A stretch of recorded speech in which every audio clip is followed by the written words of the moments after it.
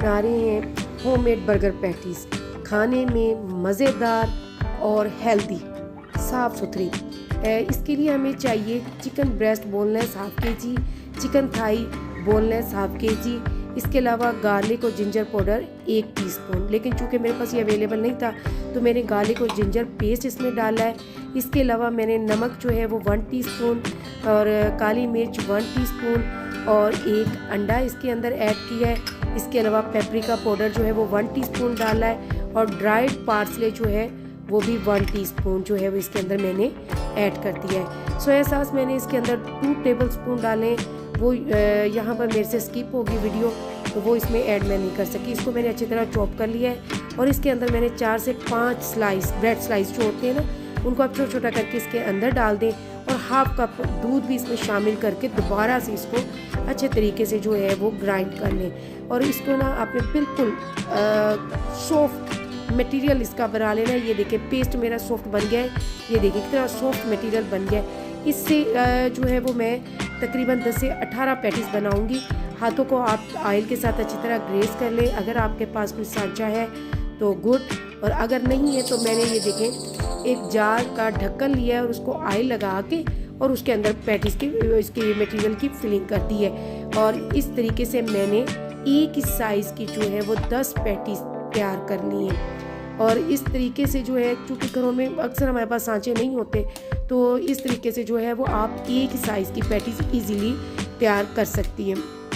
ये पैटीज़ जो है इसको आपने फ्रीज़ कर लेना है तकरीबन 6 से 8 घंटे के लिए। तो इस तरीके से ये पैटीज़ जो हैं वो फ्रीज़ हो जाएंगी 6 से 8 घंटे के बाद। फिर हम इसका नेक्स्ट प्रोसीजर जो है वो स्टार्ट करेंगे। लें जी, यहाँ पर मैंने 1 कप जो है वो ब्रेड क्रम्स का ले लिया है, हाफ कप मैंने मैदे का लिया है और 4 टेबलस्पून मैंने जो है वो कॉर्नफ्लोर के और 4 टेबलस्पून मैंने राइस फ्लोर या चावलों का आटा लिया है। हाफ टी स्पून नमक और हाफ टी स्पून काली मिर्च मैंने ऐड की और इसके अंदर मैंने 1 अंडा भी शामिल किया है। और हाफ कप जो है मैंने नीम गर्म पानी लिया है, या मटेरियल के मुताबिक आप उसको ले सकते हैं। और इसका आपने पेस्ट बनाना है, ज़्यादा थिक नहीं होना चाहिए और ज़्यादा नरम भी नहीं होना चाहिए। ये देखें, ये मेरा पेस्ट तैयार हो चुका है और ये मेरी पैटीज़ जो है वो अब मैंने फ्रीज़र से निकाल ली है। अब इन पैटीज़ को मैं इस मटेरियल के अंदर अच्छे तरीके से डिप करूँगी और डिप करने के बाद ब्रेड क्रम्स में इनको रोल कर लूँगी। अच्छे तरीके से आपने ब्रेड क्रम्स के इसके ऊपर रोल कर लेना है। और इस तरीके से ये पैटीज़ जो है ना आपने बना के तकरीबन 1 मंथ के लिए आप इजीली इनको फ्रीज़र में स्टोर कर सकते हैं।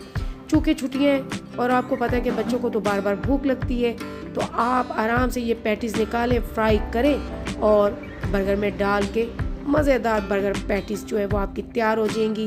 वो केचप के साथ या कोई भी सॉस जो आपके बच्चे पसंद करते हैं उनके साथ वो आप उन बच्चों को दें। ये मैंने ब्रेड क्रम्स लगा लिए। अब मैंने इनको फ्रीज़ कर देना है 1 मंथ के लिए। मैंने अब एक पैन में ऑयल लिया है और अब इसके अंदर मैं ये पैटीज़ जो है उनको लो फ्लेम के ऊपर गोल्डन होने तक इनको जो है वो मैं फ्राई करूँगी। ये मैंने इसको फ्लिप कर दिया है और अब ये गोल्डन ब्राउन है। देखिए कितना ज़बरदस्त इसके अंदर कलर आया है, गोल्डन ब्राउन।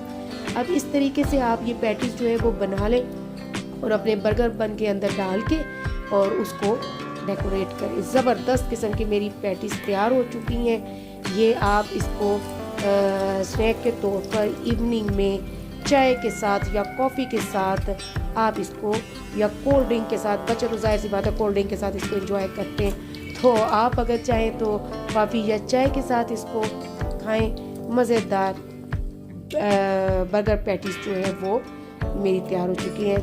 और मेरे चैनल को सब्सक्राइब करें। Thanks for watching.